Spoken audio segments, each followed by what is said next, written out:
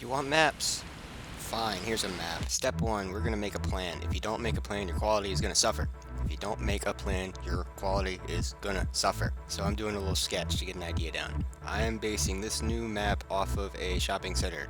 The last map I did, Graffiti Den X, took a lot of cues from Warehouse. So this one I'm trying to take a lot of cues from School 1 and School 2 with the outdoor sort of thing, lots of buildings you can hop up and down on. We are going to be using Blender 2.79 for this. No, you cannot use Blender 2.8, 2.9, 3.0, 3.1, 3.2, or 3.3. Don't ask me as to why.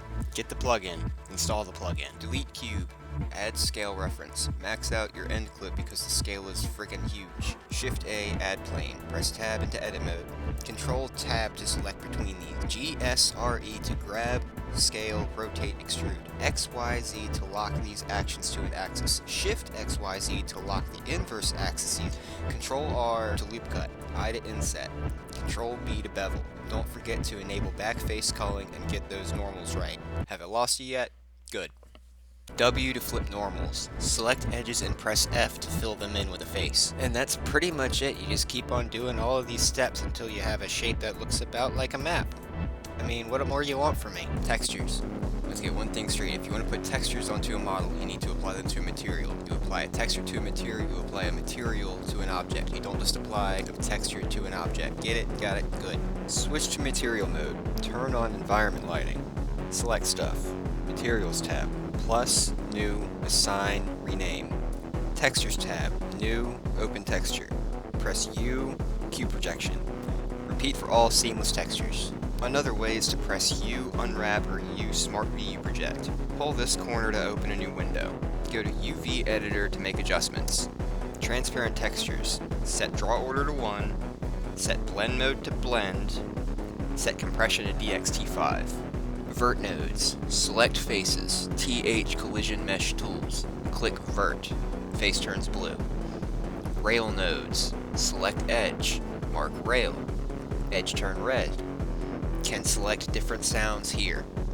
Collisions. Rails like this need collision geometry. Make it. Uncheck export to scene. Spawn points. Shift A, create empty, plane axes. TH object settings. Set node type to restart. Set primary type to player 1, player 2, etc., etc. Exporting. Go to the scene tab. TH level settings. Fill it out. File, export to THUG2 level files. Export to appdata/THUGPRO/user/data. Make sure export name matches the level name. Levels should show up in imported levels.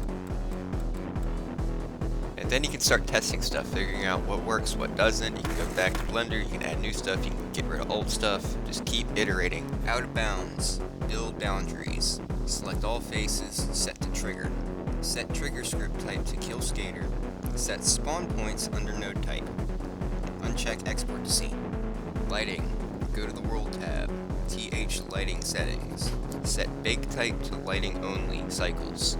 Switch to cycles, ignore that all the textures just broke. Add an HDRI to your scene. Free HDRIs are available at polyhaven.com. Switch back to Blender render. Select object. TH lighting tools.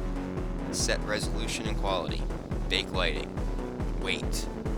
Repeat for every other object in the scene. And that's about all I got. I know I didn't cover a whole bunch of stuff like transparency bugs, online game modes, scene lighting setups. It would take hours for me to cover everything involved. So I'm just not going to do that. But yeah, you can download this at thpsx.com. There will be a link in the description. And yeah, there you go.